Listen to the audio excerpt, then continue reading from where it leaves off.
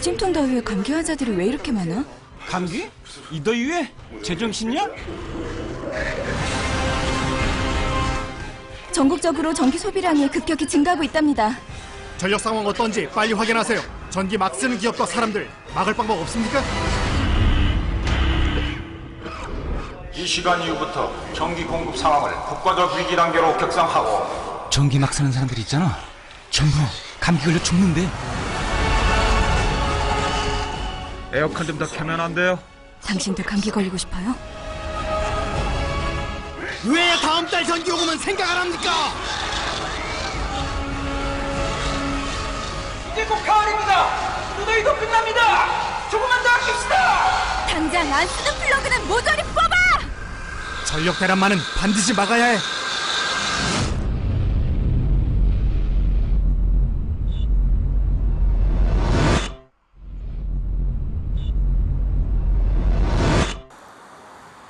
지금 대한민국은 뜨거운 열기가 가득합니다.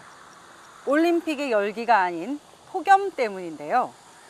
우리나라는 하루 최고 기온이 33도 이상인 상태가 2일 이상 지속될 경우 폭염주의보, 35도 이상 상태가 2일 이상 지속될 경우 폭염경보가 발효되는데, 올 여름은 하루가 멀다 하고 폭염주의보와 폭염경보가 반복되고 있는 상황입니다.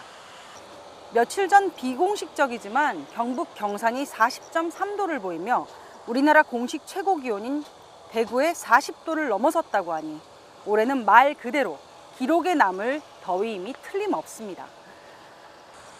그런 폭염 가득한 더위보다 국민들을 뜨겁게 달궈버린 문제가 있는데요.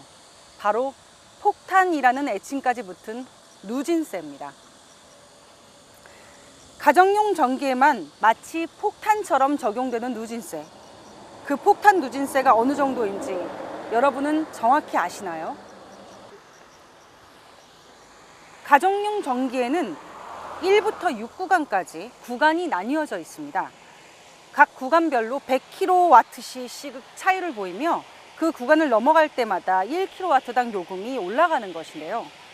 1구간이 1kW당 60.7원인데에 비해 4구간이 되면 거의 5배에 가까운 1kW당 280원으로 5구간은 7배에 가까운 417.7원이 되는 것입니다.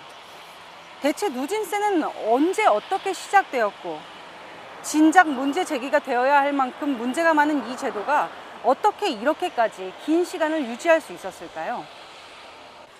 전기요금 누진제는 1973년 석유 파동에 따른 전력 사용을 억제하기 위해 가정용 전력 사용량에 대해 누진제를 도입하며 실시되었습니다.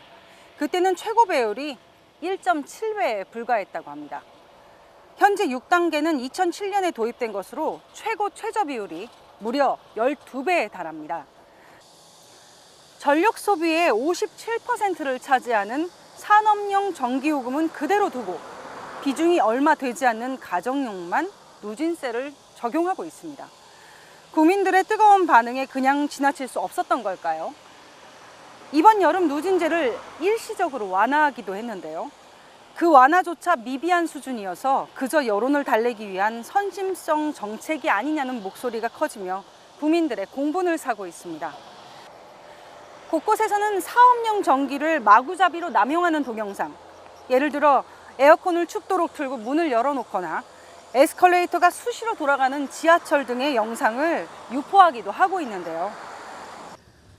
정작 전기를 아껴야 하는 곳은 더위를 이기기 위해 냉방기를 틀어야 하는 서민들이 아니라 마음껏 쓰고 누진세를 내지 않는 기업들이라는 의견까지 나오고 있습니다. 거기다가 우연이라고 하기에는 너무나 시기적절하게 원자력 발전소 4호기가 가동 중단되는 사태가 발생하면서 누진세 유지를 노린 한국전력공사와 한국수력원자력의 의도된 꼼수가 아니냐는 지적과 비난도 끊이지 않고 있는데요. 작년에 3,600억 원의 성과급 장치를 내 국민의 세금으로 자기 배를 불리기를 했다며 지적을 받았던 한전. 언제까지 이런 상황이 계속되어야 할까요? 이번 여름 7월 말 이후 최근 3주간 더위를 견디지 못해서 쓰러져 응급실에 찾아온 환자는 900명이고 사망 환자도 10명이나 된다고 합니다.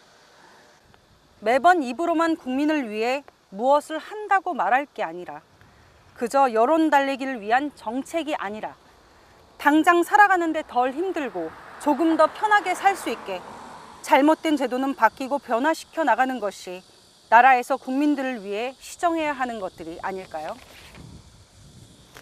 이상 S의 시선을 마치겠습니다.